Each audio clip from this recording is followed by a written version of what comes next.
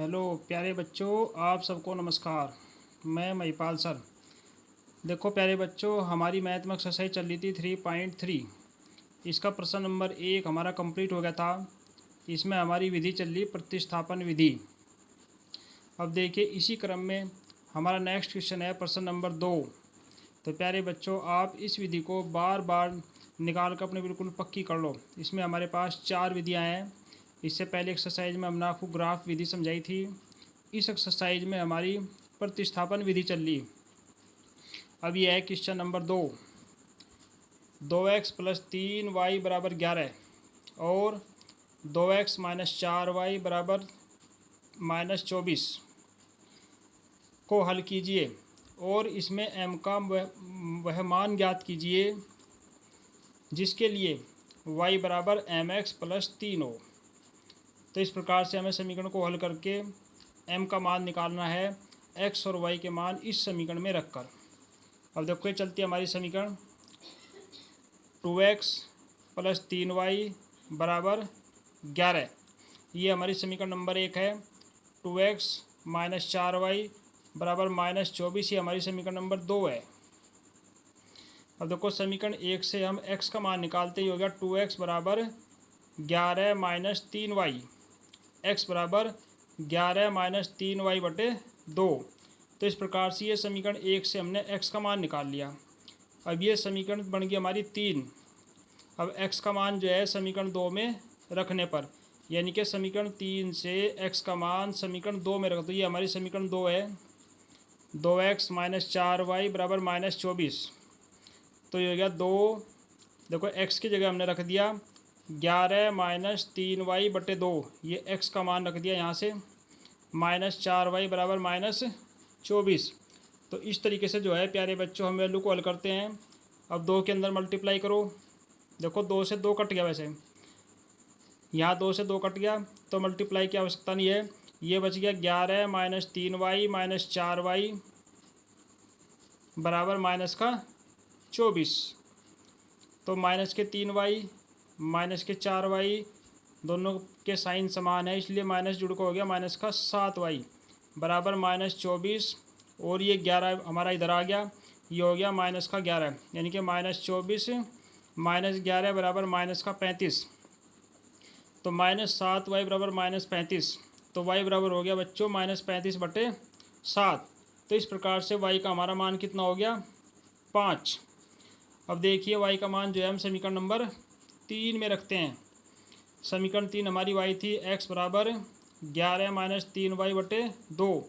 अब यहाँ हम y का मान रखते हैं। ये हो गया 11 - 3 गुणा y का मान हमारा आया 5। तो ये हो गया 5 या 15। 11 - 15/2। 15 में से 11 जाकर बच गया -4/2। तो 2 से 2 4 काट दिए, बच गया -2। अतः इस प्रकार से हमारी वैल्यू क्या आ गई प्यारे बच्चों, x बराबर आ गया -2, y बराबर आ गया 5। तो ये हमारे x और y की वैल्यू आ गई। परंतु अब दिया है क्या, y = mx + 3। इससे हमें m की वैल्यू निकालनी है। तो x y के मान जो है इस समीकरण में रखने पर ये हो गया 5। देखो y का मान 5 है, बराबर m गुणा x का मान हमारे पास है -2 + 3। तो ये हो गया 5 बराबर -2m + 3। अब 3 को इधर ले लिया, ये हो गया 5 - 3 बराबर -2m। 2 5 में से 3 जाकर बच गया 2 बराबर -2m। m बराबर हो गया -2/2। 2 से 2 कट गया। तो इस प्रकार से प्यारे बच्चों m का मान हमारा कितना आ गया, m का मान आ गया -3।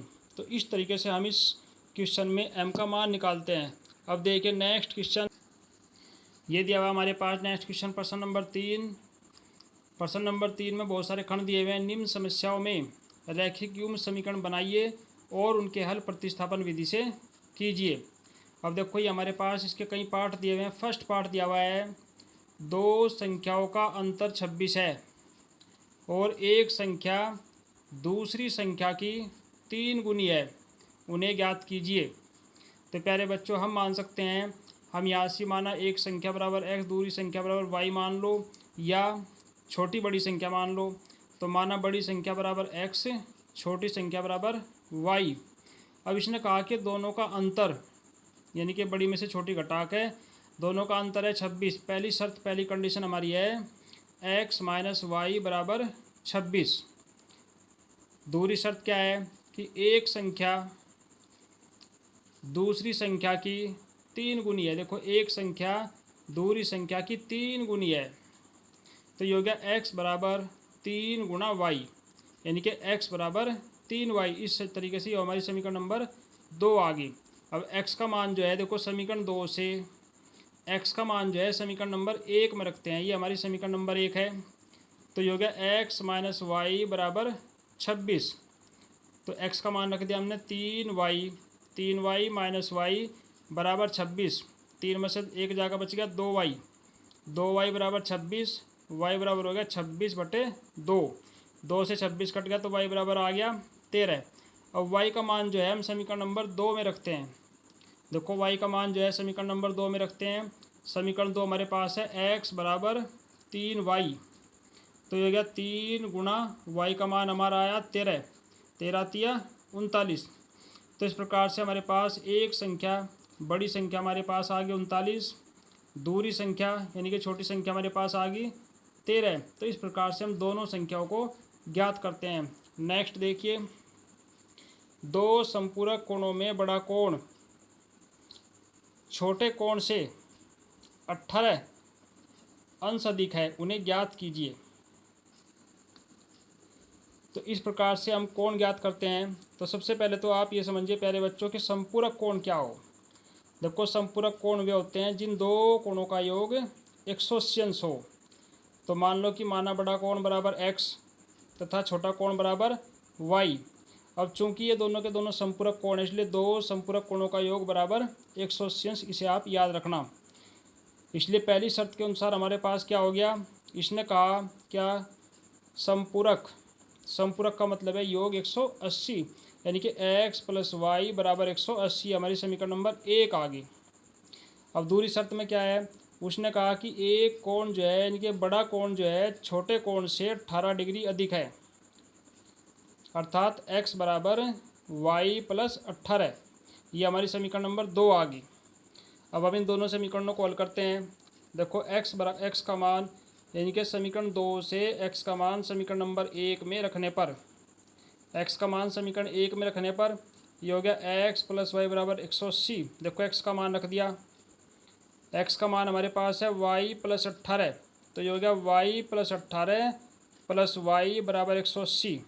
y और y जुड़ का हो गया 2y बराबर हो गया 180 माइनस 18, ये 18 में इधर ले लिया तो 2y बराबर आ गया 180 में से 18 घट के ये बच गया 162 अंश। तो y बराबर कितना हो गया बच्चों, y बराबर हमारे पास आ गया 162/2 बराबर कितना हो गया ये 81।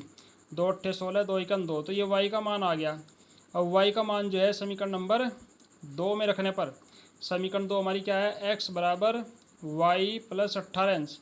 y का मान हमें रख दिया, y का मान हमारे पास है 81 प्लस 18, तो ये हो गया हमारे पास x बराबर 99। तो इस प्रकार से प्यारे बच्चों संपूरक कोणों के मान हमारे पास क्या क्या आ गए, 99 और 81 अंश। तो इस तरीके से हम कोणों के मान निकालते हैं। तो ये जरूर याद रखना कि संपूरक कोणों का योग 180 अंश होता है। अब देखिए आप नेक्स्ट की, देखो ये इसका थर्ड पार्ट है। एक क्रिकेट टीम के कोच ने 7 बल्ले और 6 गेंद रुपये 3800 में खरीदी।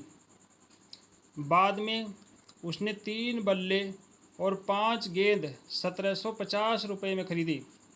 तो प्रत्येक बल्ले और प्रत्येक गेंद का मूल्य ज्ञात कीजिए। अब देख लो, मानना हमने मान लिया कि माना एक बल्ले का मूल्य बराबर x रुपये, एक गेंद का मूल्य बराबर y रुपये।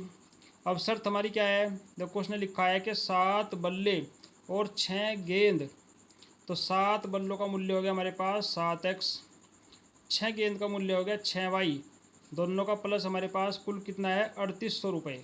ये हमारी समीकरण नंबर 1 होगी।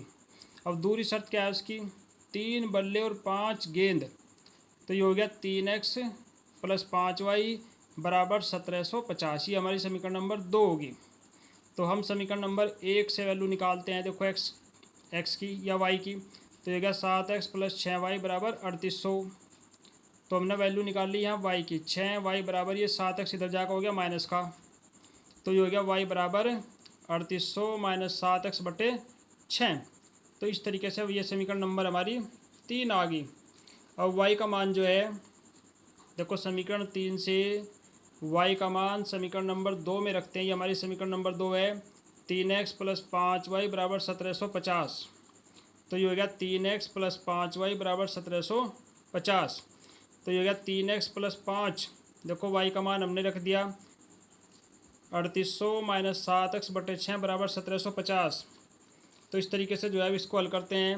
3x बराबर 1900, यानी कि नहीं 19,000, 5 के अंदर गुणा करते हैं, 5 0 0 5 0 0 5 8 40 5 3 15 4 19,000 माइनस 7 पंजे 35x बटे 6 बराबर 1750। अब देखो प्यारे बच्चे, 6 को यहाँ से हटाते हैं, चाहे तो आप ले लो एलसीएम, 3x का बटा 1 करो, इधर इसका बटा 1, और चाहे आप पूरी समीकरण में 6 से मल्टीप्लाई कर दो।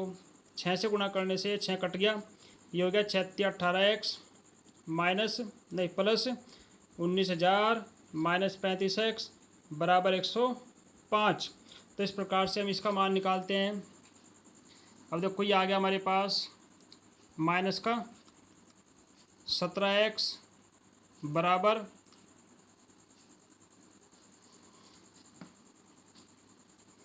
10,500 माइनस 19,000, यानी कि हम जो वैल्यू है, देखो हमारे पास ये समीकरण आई थी प्यारे बच्चों, इधर 6 से गुणा करने पर 18x बराबर 19,000 माइनस 35x, 6 की गुणा हमें 1750 में भी करी प्यारे बच्चों इधर, तो ये आ गया 10,500। ये जो 19,000 है हम इसको बराबर से इधर लेकर गए, तो ये हो गया हमारे पास माइनस का 17x बराबर 10,500 माइनस 19,000। तो ये बच गया हमारे पास माइनस का 85, 8,500, क्योंकि इसमें से घटा देखो 0 की 0, 0 की 0, 10 में तो 5 गया 5, ये बच गया 8, यानी कि माइनस का बच गया।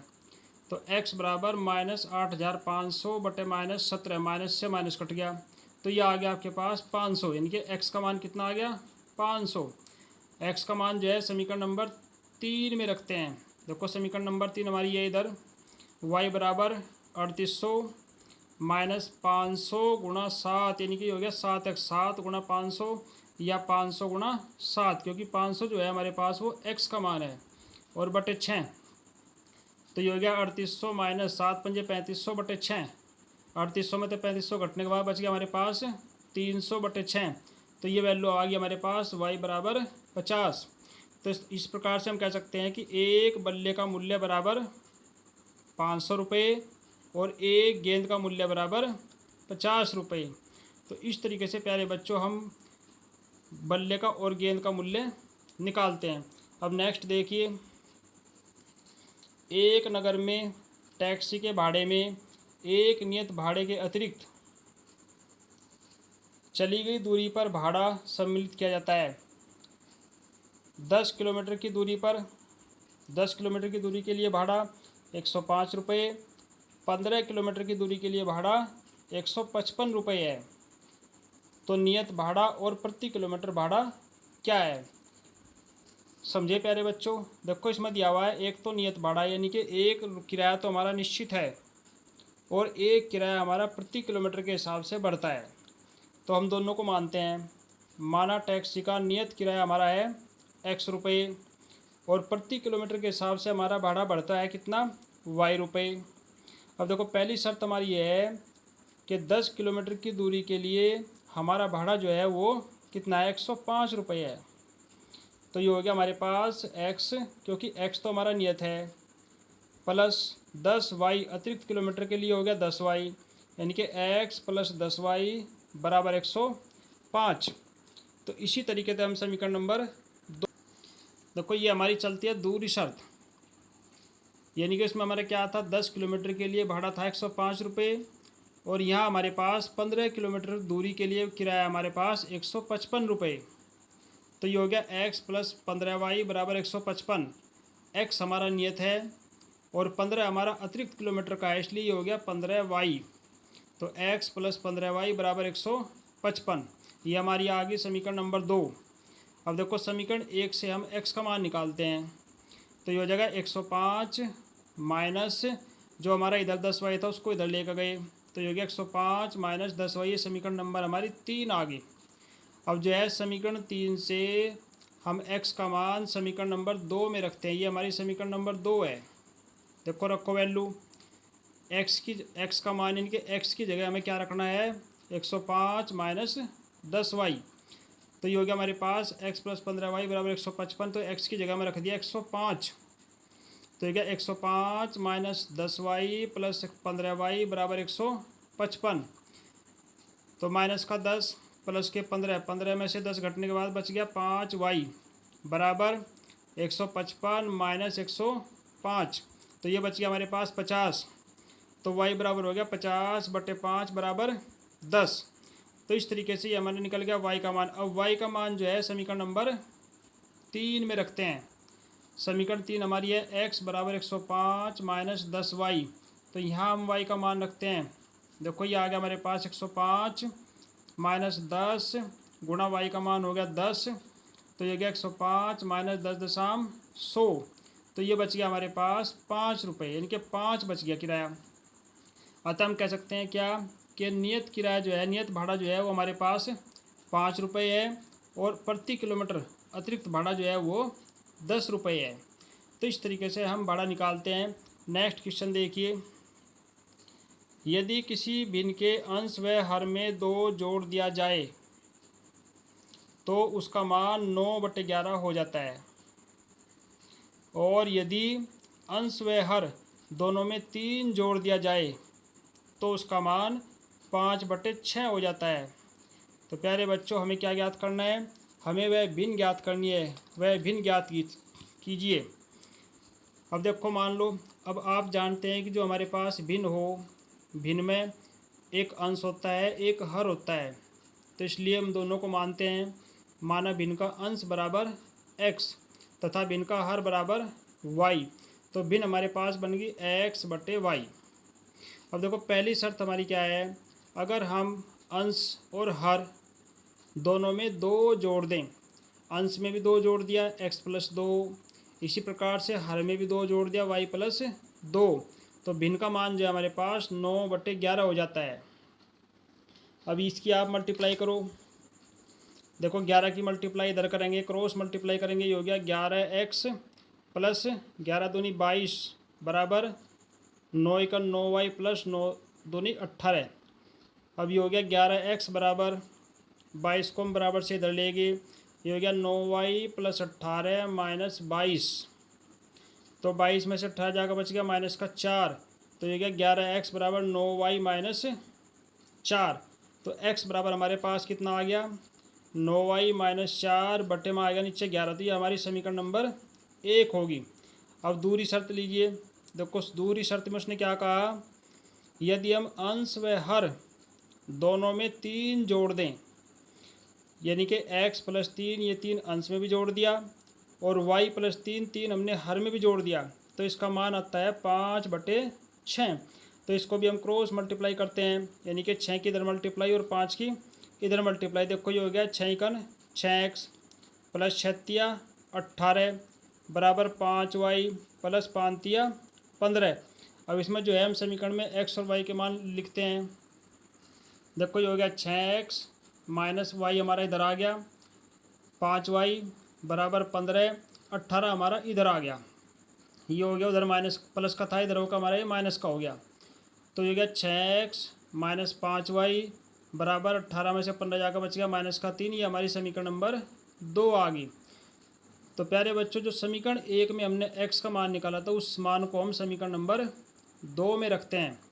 देखो समीकरण 1 में हमारा x का मान था 9y - 4/11। इसको हम समीकरण नंबर 2 में इस x के स्थान पर रखते हैं यहाँ से। तो ये होगा 6, और इसका वैल्यू होगी हमारे पास 9y - 4/11, और -5y बराबर -3। अब देखो 6 के अंदर गुणा करते हैं, 6 × 9 = 54y -6 × 4 = 24/11 -5y बराबर 3। अब देखो 11 को हमने यहाँ से हटाना है, यानी कि 11 हम लाएंगे एलसीएम, तो 11 की मल्टीप्लाई जो है 5y में भी होगी और 11 की मल्टीप्लाई -3 में भी होगी। तो ये हो गया बच्चों 54y -24 -11 पंजे 55y बराबर 11 तिया 33। ये हो गया माइनस का 33। अब जो है देखो 55y में से 54y घट गया, ये बच गया माइनस का y बराबर -33, और ये जो 24 हमारा माइनस का है इधर आकर हो गया प्लस का, तो ये बच गया हमारे पास 33 में से 24 जाकर बच गया हमारे पास माइनस का 9। तो y का मान माइनस, देखो माइनस से माइनस कट का y बराबर आ गया 9। तो इस प्रकार से जो है हमारे पास, अब निकालते हैं हम क्या प्यारे बच्चों, भिन्न। देखो भिन्न जो है हमारे पास ये आती है x/y, यानी कि जो भिन्न हमने मानी थी शुरू में वही भिन्न थी हमारी x/y। देखो x का मान हमारे पास कितना आया था, चेक करो। देखो x का मान हमारे पास आया था कितना, अभी हमारे पास x का मान नहीं आया, अभी हमने केवल y का मान निकाला प्यारे बच्चों। देखिए अब हम x का मान निकालते हैं, यानी कि y का मान जो है समीकरण नंबर, ये हमारी है समीकरण नंबर 1, y का मान हम समीकरण नंबर 1 में रखते हैं। देखो ये रख दिया हमने, y का मान समीकरण नंबर 1 में रखते हैं, क्योंकि x के मान निकाले बिना हम भिन्न नहीं निकाल सकते। तो ये हो गया x का मान, यानी कि x बराबर 9y - 4/11। तो यहाँ से हम y का मान रखते हैं, y का मान हमारे पास आया पिछली, देखो ऊपर दिया हुआ है y का मान हमारे पास है 9, नहीं हाँ 9। तो ये 9 × 9 - 4/11 9 9 81, 81 - 4/11। तो 81 में से 4 घट गया प्यारे बच्चों, ये बच गया 77/11। 11 से कट गिने के बाद हमारे पास x का मान आ गया 7। तो इस प्रकार से हम भिन्न को लिख सकते हैं x/y। देखो यहाँ हमारी भिन्न बनती है x/y, x का मान 7 और बटे y का मान 9। तो इस प्रकार से हमारी भिन्न बन गई 7/9। तो ये हमारा आंसर हो गया। अब नेक्स्ट देखिए, 5 वर्ष बाद जैकब की आयु उसके पुत्र की आयु की 3 गुनी हो जाएगी। 5 वर्ष बाद, और अब से 5 वर्ष पूर्व जैकब की आयु उसके पुत्र की आयु की 7 गुनी थी। उनकी वर्तमान आयु ज्ञात कीजिए। अब देखो ये प्रश्न जो है प्यारे बच्चों, ये रिलेशन से संबंधित है, इसलिए हमें ध्यान रखना। माना जैकब की वर्तमान आयु मान ली हमने x वर्ष, और पुत्र की वर्तमान आयु मान ली हमने y वर्ष। अब देखो 5 वर्ष बाद, पहली कंडीशन है हमारे पास 5 वर्ष बाद। अब 5 वर्ष बाद का मतलब प्यारे बच्चों दोनों की उम्र जो है 5-5 साल बढ़ेगी, इसलिए 5 वर्ष बाद बराबर हो गया हमारे पास x + 5 वर्ष, और पुत्र की आयु होगी y + 5, क्योंकि 5 साल बाद का मतलब है दोनों की आयु 5-5 साल बढ़ेगी, इसलिए दोनों में हमें 5-5 जोड़ दिया। अब देखो शर्त हमारी क्या है कि जैकब की आयु जो है पुत्र की आयु की 3 गुनी है। तो ऐसे प्रश्नों को हल करते समय प्यारे बच्चों हमें एक चीज़ का ध्यान रखना कि यह है रिलेशन, संबंध। संबंध में, रिलेशन में आप जानते हैं कि जो छोटा है वो वास्तव में छोटा है और जो बड़ा है वो वास्तव में बड़ा है। तो हमें जो है प्रश्न को हल करने के लिए पहले हम दोनों संख्याओं के दोनों को बराबर रखते हैं, यानी कि x + 5 बराबर y + 5 को रखते हैं। अब हम देखते हैं कि ये जो है y + 5 ये पुत्र की आयु है और ये x + 5 ये पिता की आयु है। तो इससे हमें पता लग रहा है प्यारे बच्चों कि ये तो पहले से ही बड़ा है। इसलिए ऐसे प्रश्नों में जो रिलेशन से संबंधित हो, ऐसे क्वेश्चनों में हमें जो छोटा होता है छोटे में ही गुणा करनी होती है, ताकि में दोनों के दोनों बराबर हो जाएं और हम अपने प्रश्न को हल कर सकें। तो ये हो गया x + 5 बराबर 3, ये 3 गुणी है 3y + 5। तो ये हो गया हमारे पास x + 5 बराबर 3y + 3 पंजे 15।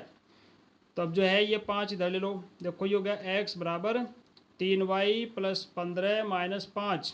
तो ये बच गया हमारे पास x बराबर 3y + 10। तो इस तरीके से ये आ गई हमारी समीकरण नंबर 1 आ गई। अब देखो ये हमारी पहली शर्त थी कि 5 वर्ष बाद। अब प्यारे बच्चों दूसरी कंडीशन क्या है इसकी, 5 वर्ष पूर्व। अब 5 वर्ष पूर्व का मतलब है कि अब से 5 साल पहले। अब जब 5 साल पहले हमें निकालनी है तो क्या करना पड़ेगा, हमें उम्र कम करनी पड़ेगी, क्योंकि 5 साल पहली उम्र उसकी कम थी। 5 साल पूर्व दोनों में से 5-5 साल घटा दिया। तो ये हो गया हमारे पास जैकब की आयु आ गई x - 5 और पुत्र की आयु हमारे पास आ गई y-5। अब देखो उसी तरीके से रखते हैं, x-5 बराबर y-5, ये पिता की आयु है और ये पुत्र की आयु है। लेकिन उसने क्या कहा शर्त में कि पिता की आयु जो है 5 वर्ष पूर्व 7 गुनी हो जाएगी। तो प्यारे बच्चों हम 7 गुणा किस में करेंगे, जो छोटा है, क्योंकि छोटा छोटा है बड़ा बड़ा है, इसलिए छोटे में गुणा करने के बाद वो दोनों बराबर हो जाएंगे। इसलिए हमेशा रिलेशन वाले प्रश्नों में ध्यान रखना कि जो मल्टीप्लाई वगैरह करते हैं वो छोटे में ही करते हैं ताकि वो बड़े के बराबर हो जाए। तो ये हो गया x-5 बराबर 7 और y-5, 7 के अंदर गुणा करेंगे, ये हो गया 7y-7 35। तो ये हो गया x-7y बराबर -35 प्लस 5। देखो 7y तो हमने इधर कर लिया और 5y हमारा इधर आ गया, 5 माइनस का था तो इधर आकर ये प्लस का हो गया, 7y प्लस का था इधर आकर ये माइनस का हो गया। तो समीकरण हमारी बन गई x-7y बराबर -30, ये बन गई समीकरण नंबर 2। अब देखो समीकरण नंबर 1 हमारी क्या थी, यह थी x बराबर 3y प्लस 10। अब समीकरण 1 से x का मान यहाँ से प्यारे बच्चों देखो समीकरण 1 से x का मान समीकरण 2 में रख दो। यहाँ से समीकरण 2 हमारी है x-7y। अब इस x की जगह जो है समीकरण 1 से इसका मान रखो। देखो x का मान हमारे पास है 3y प्लस 10 माइनस का 7y बराबर माइनस का 30। अब देखो -7y और प्लस का 3y हो गया, ये 10 प्लस का इधर आकर हो गया ये माइनस का। तो हमारे पास क्या बन गया, 7 में से 3 गया माइनस का 4y बराबर -30 और -10 हो गया माइनस का 40। तो y बराबर हमारे पास आ गया -40/4। देखो माइनस से माइनस कट गया, 4 से 40 कट गया, y बराबर कितना आ गया 10। अब y का मान हमें कहाँ रखना है प्यारे बच्चों, समीकरण नंबर 1 में। y का मान हम समीकरण नंबर 1 में रखते हैं। तो समीकरण 1 हमारी है x बराबर 3y प्लस 10। तो ये हो गया 3 गुणा 10 प्लस 10, ये हो गया 10 तिया 30 और प्लस 10, 30 और 10 ये हो गया 40। तो इस प्रकार से प्यारे बच्चों हमारा क्या आ गया, जैकब की आयु यानी कि पिता की आयु हमारे पास आ गई 40 वर्ष और पुत्र की आयु हमारे पास आ गई 10 वर्ष। तो इस तरीके से जो है प्यारे बच्चों हमें इन सभी क्वेश्चनों को हल करना है। ये सभी क्वेश्चन जो है प्रतिस्थापन विधि से हल हुए और ये एक्सरसाइज में जितने भी क्वेश्चन थे, आज हमारी एक्सरसाइज ये पूर्ण हुई। तो आप जो है बार बार अपने एक्सरसाइज का रिवीजन करना और इनको दोहराना ताकि आपकी विधियाँ कंप्लीट हो सके। अब अगली अभ्यास हम नेक्स्ट वीडियो में मिलते हैं हम आपको अगले अभ्यास के साथ में।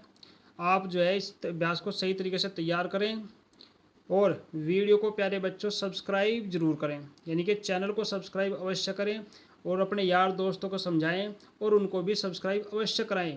देखो प्यारे बच्चों, गांव में दूर दराज के इलाकों में बहुत सारे बच्चे ऐसे होते हैं जिनको कोई सुविधा नहीं मिल पाती कि कैसे हम प्रश्नों को समझें। अगर वे 2 दिन में 3 दिन में स्कूल में आ भी गए, हमारे अपने स्कूल को छोड़ करके किसी दूर स्कूल में भी आ गए, जिस स्कूल में आप पढ़ते हैं वो आपका अपना स्कूल हो गया, यानी कि आपके अपने स्कूल में नहीं आते, दूर स्कूलों में पढ़ते हैं। तो ऐसे दूर दराज के बच्चों को प्यारे बच्चों आप चैनल का नाम बताओ, सब्सक्राइब कराओ ताकि आपके द्वारा उनको भी फ़ायदा हो सके और वे बच्चे भी अपने कार्य को सही तरीके से सिद्ध कर सकें ताकि उनके सामने भी कोई समस्या न आए। तो इस तरीके से जो है प्यारे बच्चों आप अपनी तैयारी को करना। अगर आपके छोटे भाई बहन या बड़े भाई बहन हैं तो आप उनको भी समझाओ कि भाई आप भी अपने लाइफ को बनाने के लिए मेहनत करो, परिश्रम करो, क्योंकि बिना परिश्रम के कुछ नहीं हो सकता।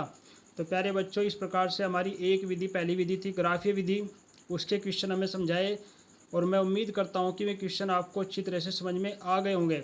और दूसरी विधि जो हमारी चली प्यारे बच्चों, ये प्रतिस्थापन विधि चली और इस विधि का भी मैं यही उम्मीद करूँगा कि आपने इन क्वेश्चनों को अच्छे तरीके से समझा और दोहराया है, क्योंकि जब हम एक बार क्वेश्चन को निकालते हैं तो वो समझ नहीं आता, इसलिए क्वेश्चन को आप एक से अधिक बार निकालिए ताकि वो आपका कंप्लीट रिवीजन में आ जाए।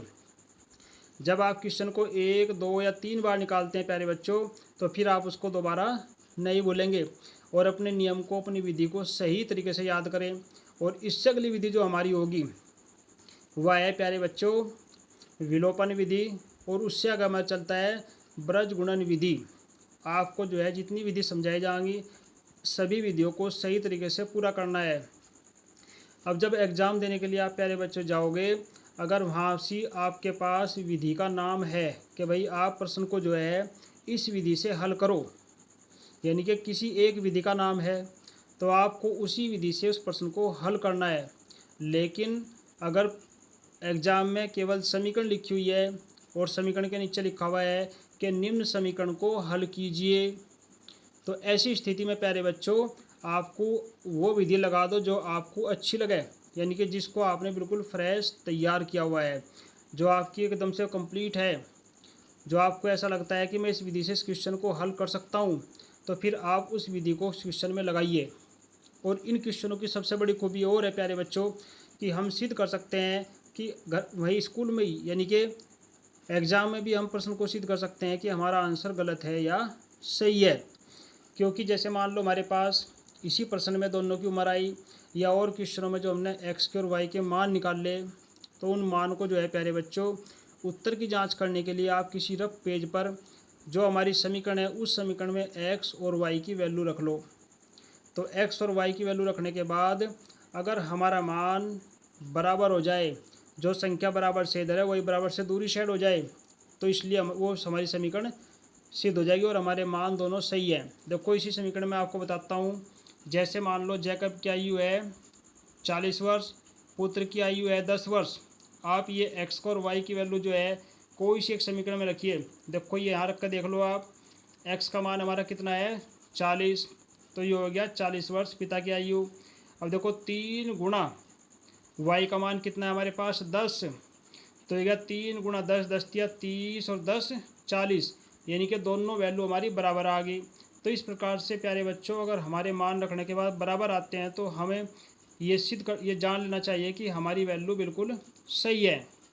तो आप जो है ऐसे क्वेश्चनों को पेपर में हल करते समय ये बात ध्यान रखना बच्चों कि अगर 2 नंबर का है तो 2 नंबर आपके पक्के हैं, अगर 4 नंबर का है तो 4 नंबर पक्के हैं, क्योंकि ऐसे प्रश्नों में उत्तर की जांच कर सकते हैं। तो आप प्रश्नों को हल करने के साथ साथ किसी रफ कॉपी में अपने उत्तर की जांच अवश्य करते रहना, ताकि आपको पता रहे कि जो हमारा आंसर आया वो बिल्कुल सही है। तो इस प्रकार से प्यारे बच्चों आप अपनी तैयारी को जारी रखें। अगले अभ्यास में हम आपको मिलते हैं नेक्स्ट वीडियो में। आप वीडियो को शेयर करें, लाइक करें। धन्यवाद। जय हिंद, जय भारत।